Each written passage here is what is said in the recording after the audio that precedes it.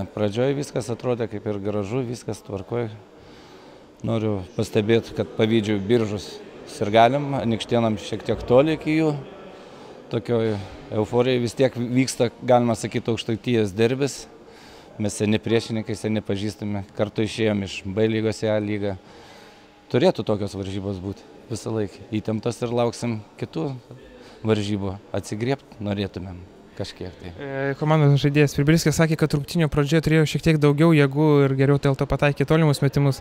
Kaip manot, dėl čia gal rotacija ar dėl kažko kito, kad komanda antroje rungtynių pusėje taip prastai pradėjo mėtyti? Tokio nenuspėjamo žmogaus kaip Firbilskis neturi gal ne vieną komandą. Jisai gali, kaip sakoma, žmonės kaip kalba iš rūbinės pataikyti vieną dieną, kitą dieną gali būti ir silpniau.